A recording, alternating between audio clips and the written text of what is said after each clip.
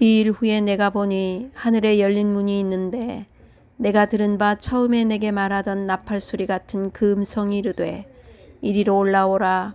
이후에 마땅히 일어날 일들을 내가 내게 보이리라 하시더라.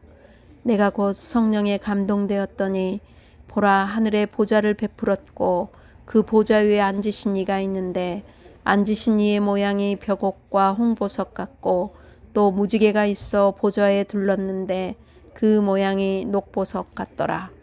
또 보좌에 둘려 24 보좌들이 있고 그 보좌들 위에 24 장로들이 흰옷을 입고 머리에 금관을 쓰고 앉았더라.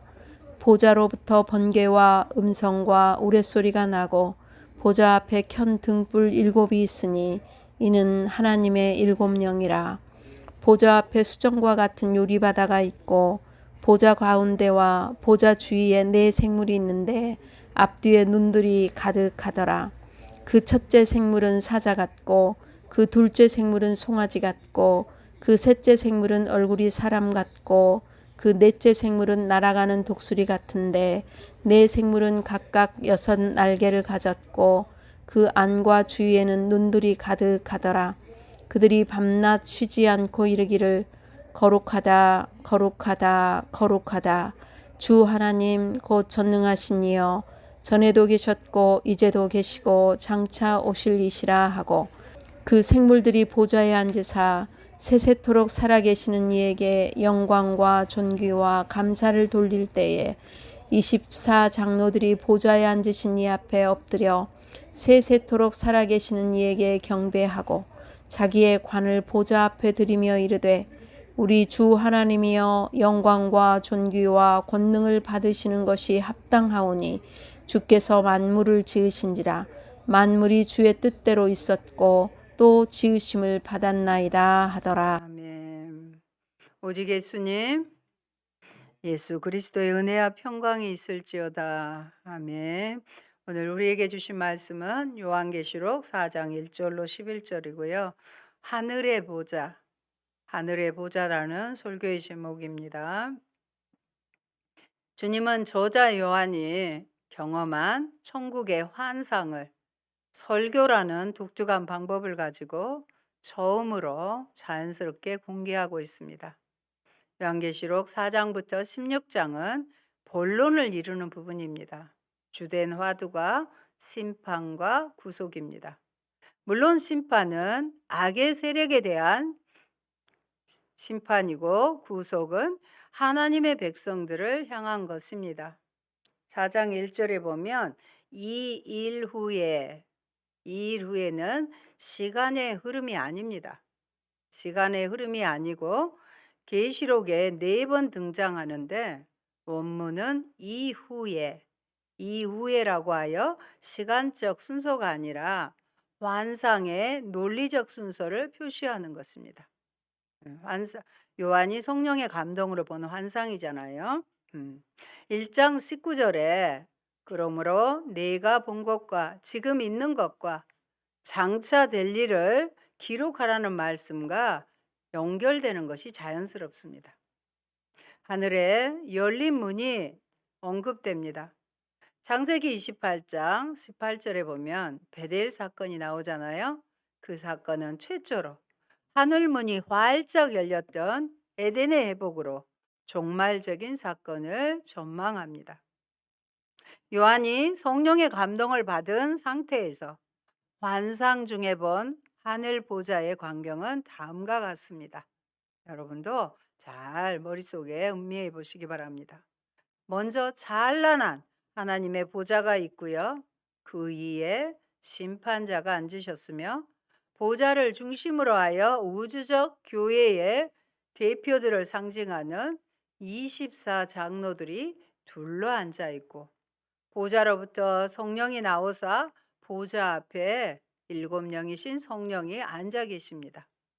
또한 보좌 앞에는 정결하고 넓은 유리바다가 있고 보좌 가운데와 주위에는 모든 피조물의 대표를 상징하는 4 생물이 배설되어 있는데 그 4 생물은 24 장로와 더불어 하나님을 경배하고 찬양하고 있었습니다. 여러분, 하늘의 환상을 이해하는 방법으로 예수님께서도 하나님의 나라를 비유로 풀어 말씀하신 것처럼 하늘을 상징적으로 풀어서 말씀하고 있다는 사실입니다. 그래서 하늘의 문이라는 표현은 어떤 건축물이나 문짝, 문이 아닌 하나님의 임재 상태를 의미합니다. 요한은 자신이 있는 바로 그 자리에서 성령께서 주도하시는 천상 계시의 황홀경 속에 빠져든 것입니다.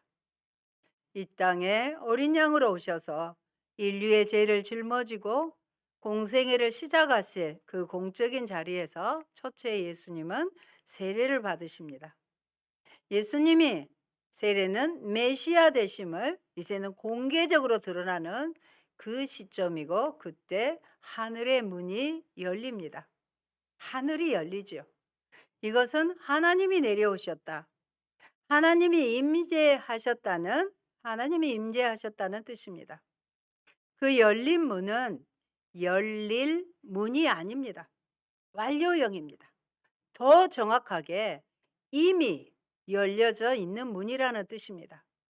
그래서 우리에게 임한 구원은 하나님의 경영을 통해서 이미 완성되어 있고 지금 이 땅에서 반드시 이루어집니다.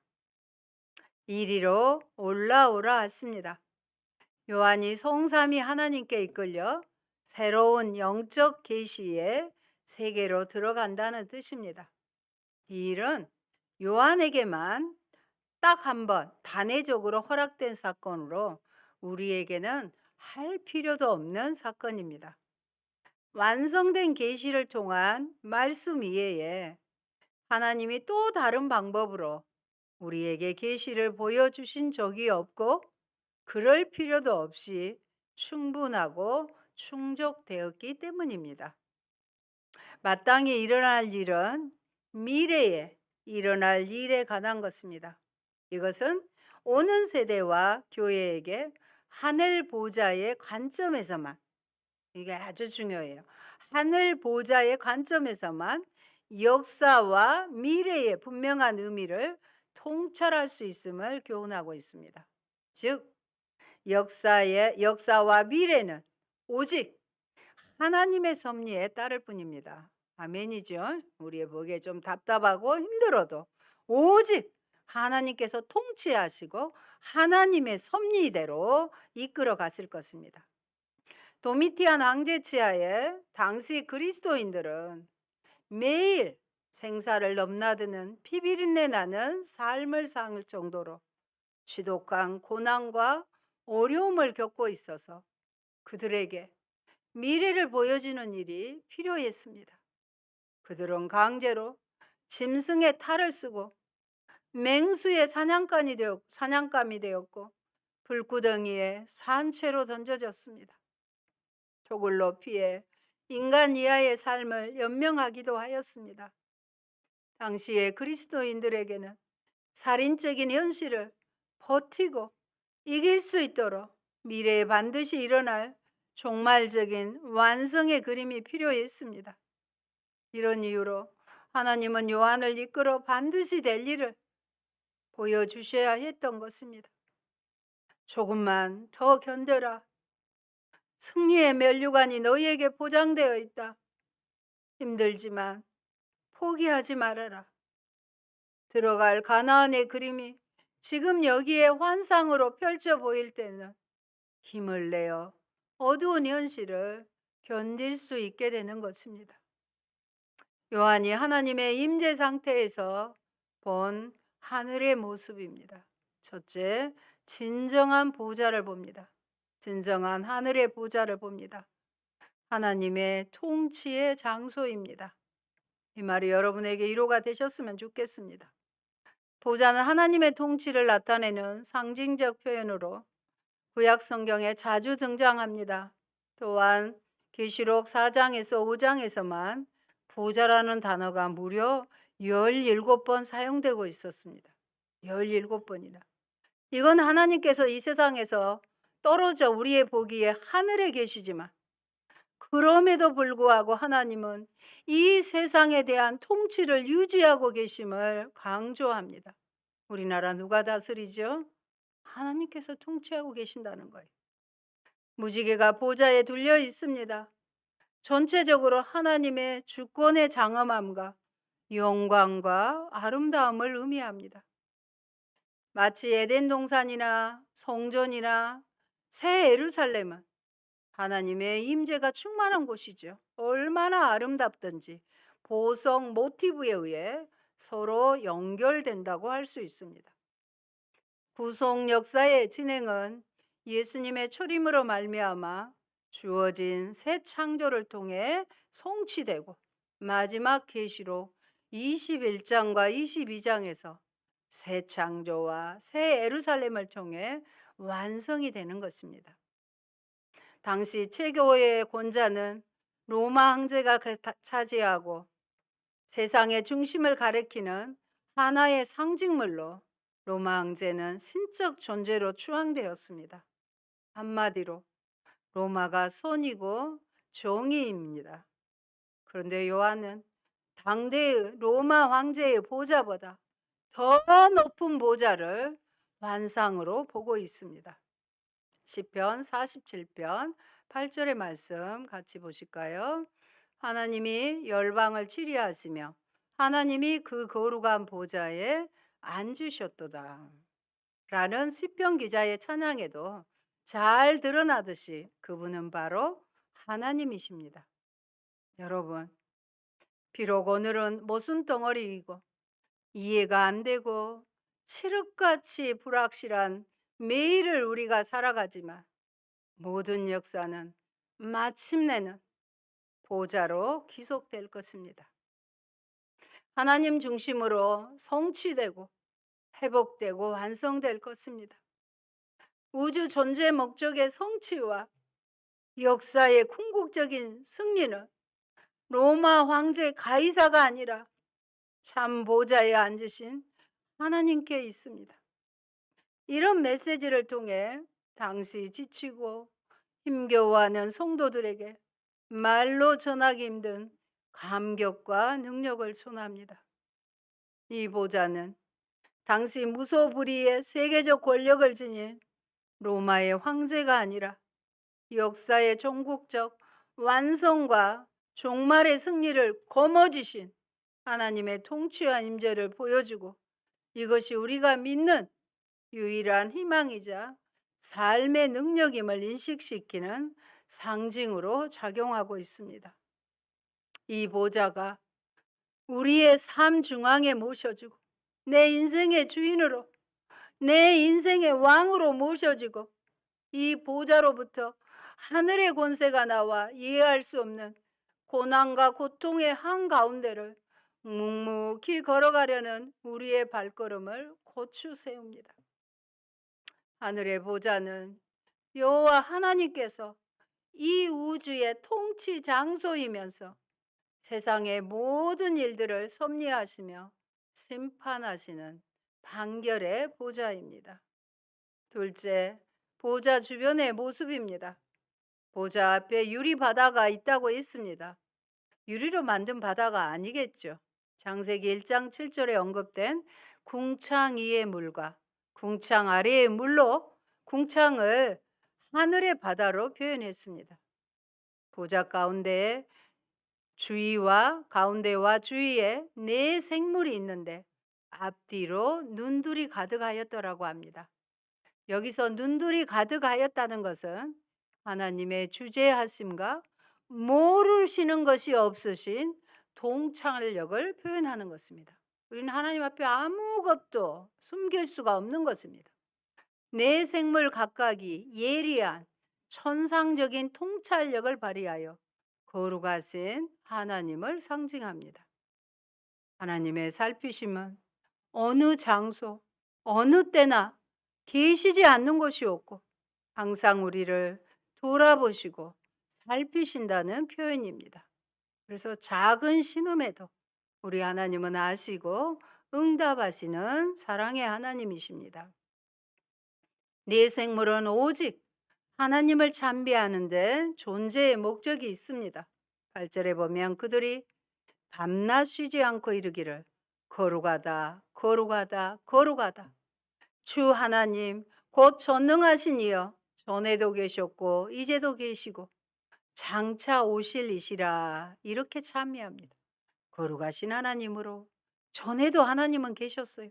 이제도 계시고요. 장차 오실 하나님이시라는 것입니다. 여기서 거룩하다의 의미는 본래 모든 피조물과 질적으로 완전히 구분되는 하나님의 속성이에요. 거룩하신 분은 하나님 한 분밖에 없습니다.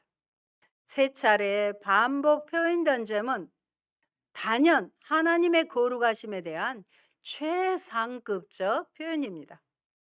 히브리 사고방식에 의하면, 관습에 의하면 동일한 표현을 2번 반복하는 것은 강조이고요.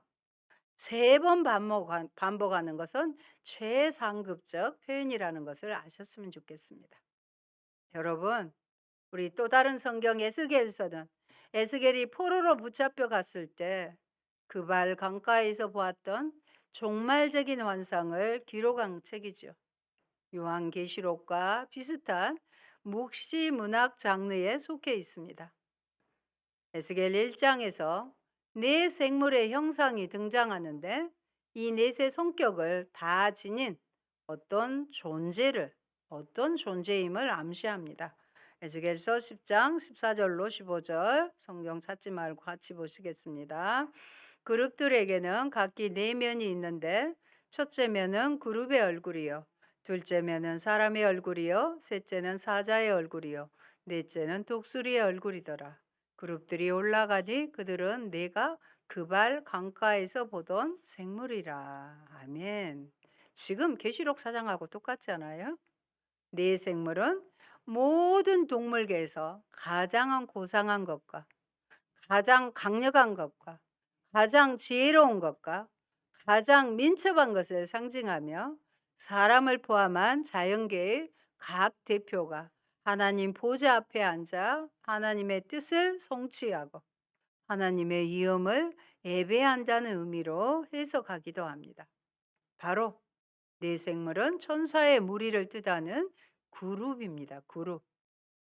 사자, 송아지, 사람, 그리고 독수리의 속성을 지닌 하나님을 보좌하는 친위대 천사들인 그룹입니다.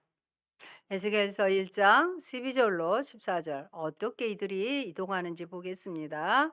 영이 어떤 쪽으로 가면 그 생물들도 그대로 가되 돌이키지 아니하고 일제히 앞으로 곧게 행하며 또 생물들의 모양은 타는 숯불과 횃불 모양 같은데 그 불이 그 생물 사이에서 오르락 내리락 하며 그 불은 광채가 있고 그 가운데에서는 번개가 나며 그 생물들은 번개 모양같이 왕래하더라. 아멘.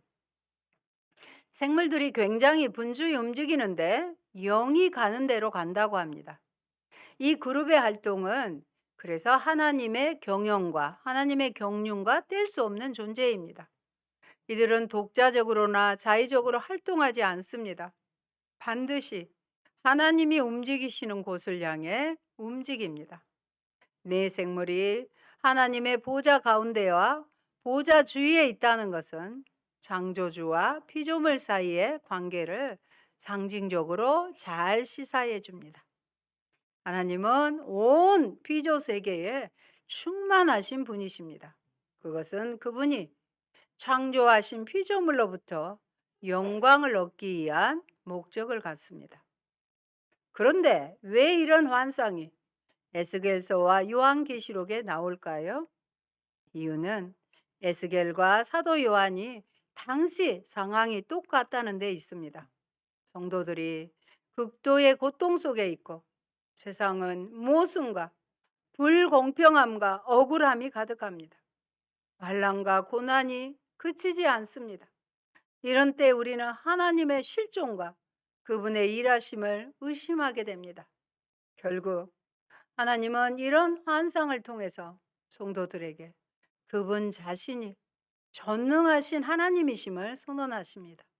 그리고 전능자 하나님이 우리의 눈물과 고난, 즉 땅의 현실에 함께 하신다고 선포하십니다.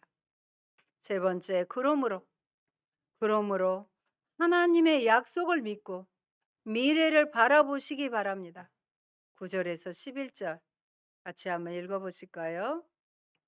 그 생물들이 보좌에 앉으사 세세토록 살아계시는 이에게 영광과 존귀와 감사를 돌릴 때에 24 장로들이 보좌에 앉으신 이 앞에 엎드려 세세토록 살아계시는 이에게 경배하고 자기의 관을 보좌 앞에 드리며 이르되 우리 주 하나님이여 영광과 존귀와 권능을 받으시는 것이 합당하오니 주께서 만물을 지으신지라. 아멘.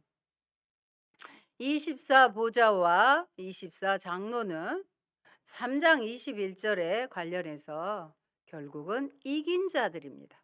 이긴 자들에게는 하나님께서 예수님께서 약속하셨잖아요. 교회, 이긴 자들로 교회 공동체와 관련되어 있습니다. 24는 숫자, 두 개의 숫자 12 더하기 10입니다. 이렇게 되어 있어서 가장 보편적인 해석이 뭐냐면 구약의 12지파에 12지파에 의해 대표되는 약속으로 구약의 백성과 신약의 12사도에 의해 대표되는 신약 백성을 가리키는 것으로 이해할 수 있습니다. 그러니까 구약의 12지파, 신약의 12사도에서 구약과 신약의 백성들을 지칭하는 것입니다.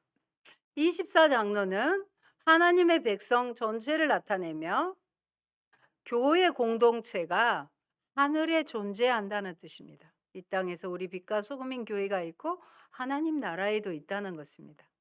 즉 그리스도와 함께 죽고 함께 부활함으로써 함께 안침받은 하나님의 백성 전체, 곧 지상 교회에 대응하는 천상 교회를 상징하는 것이 24 장로입니다.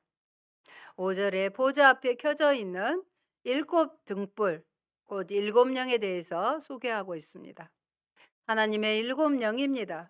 7 등불이 지금 하늘 성전에서 다시 재현되므로 그곳에서 하나님의 뜻이 세워지고 짐승이 지배하는 매우 도전적인 땅에서 하늘의 뜻이 이 땅 가운데 이루어지게 될 것을 확신하게 해주는 것입니다.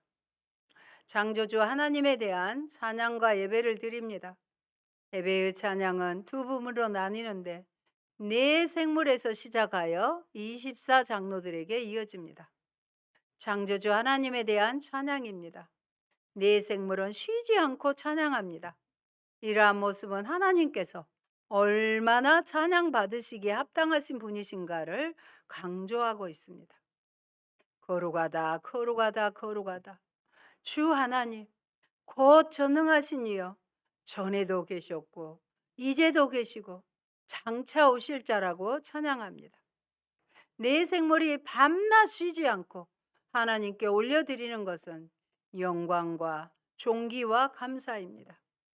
영광과 존귀와 감사가 세세토록 사시는 이, 곧 영원토록 존재하시는 영존하신 하나님께 돌려진 것은 요한 당시 살아있는 신으로 이해되었던 로마 황제에게 돌려졌던 그것과 대비를 이룹니다. 즉 지상에서는 신으로 군림하는 로마 황제가 마땅히 하나님께만 돌려져야 할 영광과 존귀와 감사를 가로채고 있으나 천상에서는 오직 영존하시는 하나님께만 그것이 돌려지고 있습니다. 실로 유한한 이 세상의 존재와 구별되는 영존하시는 하나님만이 이러한 찬양을 받으실 자격이 있는 것입니다. 24 장로들이 보좌에 앉으신 하나님께 엎드려 경배하는 모습을 묘사합니다. 엎드려의 의미는 하나님의 존엄과 권위 앞에 자발적으로 겸손하게 굴복하는 태도입니다. 찬양은 엎드리고 경배하고 마침내는 자기의 면류관을 보좌 앞에 던지는 모습으로 묘사됩니다. 엎드리고 경배하는 모습은 전통적으로 하나님에 대한 예배의 모습입니다. 특별히 면류관을 하나님께 던지는 행위는 보통 정복한 왕에게 보이는 모습입니다. 24장로가 하나님의 교회 공동체를 상징하는 것으로 하나님의 백성들은 영원히 사시고 보좌에 앉아 계신 주권의 하나님께 철저히 주종의 관계를 인정하는 모습으로 보여야 합니다. 24장로의 찬양의 내용은 우리 주 하나님이여 영광과 존귀와 능력을 받으시는 것이 합당하다고 합니다. 우리 주 하나님은 퀴리오스, 로마의 황제들을 가리키며 도미티안 황제라고도 불리어졌던 이름과 동일한 표현입니다. 그러므로 오직 이러한 타이틀을 가지신 분은 로마 황제가 아니라 만군의 하나님이시며 그만이 경배와 예배를 받기에 합당하신 분이시라는 것입니다. 하나님을 만물을 지으신 창조주이시며 모든 역사의 부분은 하나님의 창조의 목적으로 이루어가기 위한 것임을 역사의 뒤안길에서 고난받은 7교회의 독자들에게 강조합니다. 11절의 말씀은 만물이 주의 뜻대로 있었고 또 지으심을 받았나이다 이렇게 고백되어 있습니다. 여러분, 기독교 신학의 가장 중요한 주제 중 하나가 하나님이 창조주시라는 것입니다. 우리를 만들어서 그냥 세상에 던져놓고 수수방관하는 신이 아니라 눈물과 죄로 얼룩진 부당하고 모순으로 가득해 보이는 역사 안으로 바퀴를 굴려 들어오시듯 개입하시는 분이십니다. 하나님은 우리를 이 땅에 목적을 갖고 보내셨습니다. 그냥 보내신 자 없어요. 이 땅에 목적을 갖고 저와 여러분을 보내셨다는 사실을 아시기 바랍니다. 이 땅에 내보내신 단 한 명의 인생도 그 목적에서 빗나가는 법 없이 간섭하고 개입하십니다. 바울은 이 태산과 같은 사실 앞에 숨을 몰아쉬며 이런 벅찬 고백을 쏟아냅니다. 우리도 함께 고백하십시다. 로마서 11장 33절로 36절입니다. 깊도다 하나님의 지혜와 지식의 풍성함이요 그의 판단은 헤아리지 못할 것이며 그의 길은 찾지 못할 것이로다. 누가 주의 마음을 알았느냐? 누가 그의 모사가 되었느냐? 누가 주께 먼저 드려서 갚으심을 받겠느냐? 이는 만물이 주에게서 나오고 주로 말미암고 주에게로 돌아감이라. 그에게 영광이 세세에 있을지어다. 아멘. 모든 만물이 주님으로부터 나오고 주로 말미암고 결국은 주의로 돌아가기 때문에 주님만이 영광을 세세에 받으셔야 한다는 것입니다. 바울의 이 감격, 이것이 요한계시록 환상의 초점입니다. 눈물로 얼룩진 환난과 고난 속에서 때로 톱으로 배임을 당하고 맹수의 사냥감으로 던져져 죽는 그리스도인들을 향해서 역사의 종말을 미리 보여주십니다. 그들의 눈물과 흘린 피가 절대로 헛되지 않을 것임을 약속하여 주십니다. 하나님은 반드시 그분의 목적을 이루실 것이고 선을 이루실 것입니다. 찬송가 384장은 우리의 선배들이 환난의 시절에 불렀던 찬송입니다. 제 어머님이 애창하시고 임종시에 불러드린 찬송가입니다. 믿음으로 사는 자는 하늘 위로 받겠네. 무슨 일을 만나든지 만사형통하리라. 무슨 일을 만나든지 만사형통하리라. 이 위로가 하늘로부터 우리의 정수리를 타고 내려오는 삶이 우리에게 열려 있습니다. 그렇습니다. 여러분, 성도는 무엇보다도 먼저 자신의 피조물됨과 유한함을 깨달아 하나님 앞에서 겸손한 자가 되어야 올바른 신앙의 출발선상에 서게 됩니다. 그런데 오늘날 세상은 어떻습니까? 세상은 만물이 우연에 의해 만들어졌다고 하며 모든 생물이 진화의 과정을 거치고 있는 것이라고 봅니다. 심지어 하나님은 존재하지 않는 허상에 불과하다고 합니다. 그러면서 스스로는 높아지려고 합니다. 이것이 바로 인본주의로 대표되는 세상의 실상입니다. 여러분, 지금 고백하십시다. 따라할까요? 나는 주님의 뜻대로 이렇게 존재합니다. 나는 주님에 의해 지으심을 받았나이다. 이렇게 고백합시다. 다시 한번 고백하십시다. 나는 주님의 뜻대로 이렇게 존재합니다. 나는 주님에 의해 지으심을 받았나이다. 주님이 나의 창조주 되심을 고백해야 되는 거예요. 사랑하는 성도 여러분, 사도 요한은 성령에 감동되어 하늘 보좌까지 이끌려 올라갔습니다. 그가 들은 것은 그들이 하나님께 드리는 찬양이었습니다. 요한계시록 4장에 소개되는 하늘은 요한계시록 본문에서 특별한 목적을 가집니다. 그것은 바로 하나님의 통치가 발현되는 장소입니다. 그러기에 우리가 드리는 하나님께 드리는 찬양은 최상급의 찬양이어야 합니다. 아멘이십니까? 아멘입니다. 하나님께 대한 경배와 예배는 그래서 감사와 감격의 표출이어야 합니다. 우리 예배를 드릴 때 뜨거운 감사와 감격이 있어야 돼요. 하나님은 세세토록 우리들의 경배를 받기를 원하십니다. 그러므로 우리 성도들은 이를 기억하며 항상 진실함으로 경배 드리기에 힘써야 할 것입니다. 또 성도들은 자신이 피조물 됨과 유한함을 깨달아 하나님 앞에 겸손한 자가 되어야 올바른 신앙을 가질 수 있게 되는 것입니다. 하나님은 뜻을 세우셨으며 그것은 반드시 이루어진다는 사실을 믿으시기 바랍니다. 그러므로 오늘을 살아가는 우리도 성령에 감동되어 이끌림 받아야 합니다. 그리할 때 비로소 우리는 바른 것을 보고 가장 아름다운 주님의 음성을 들을 수 있으며 바른 찬양과 경배를 돌릴 수 있습니다. 아멘. 좋으신 아버지 감사합니다. 고난받은 주님의 백성들, 도미티안 황제 때에 매일 죽기를 각오하며 살아가는 당신의 사랑하는 백성들에게 하늘 보좌를 보여주시고 하나님이 영원토록 경배와 찬양을 받으시며 우리의 창조주 되심을 아버지 하나님 환상을 통해 보여주시고 기록하시고 이루하시는 하나님이심을 오늘도 배워서 알게 하시니 감사합니다.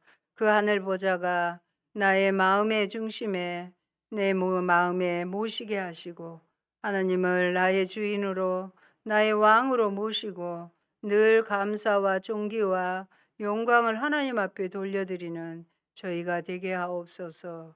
모든 통치는 역사의 주인공은 우리 하나님 하늘 보좌로부터 계획하신 대로 이루어 가심을 믿고 좀 더 당당하고 좀 더 인내하며 기다릴 수 있는 우리가 되게 하여 주시옵소서. 마침내 주님이 승리하신 것처럼 우리 또한 주의 약속을 믿고 아버지 하나님 경배하며 예배하며 우리가 드려지는 예배가 더 감사와 감격이 넘치는 살아있는 예배를 드리게 하여 주옵소서. 하늘의 보좌 이 땅에 심어주시고 이 땅에 내려오게 하시고 내 안에 우리 교회 안에 하나님 통치하시고 영원토록 다스려 주옵소서. 예수님 이름으로 기도합니다. 아멘.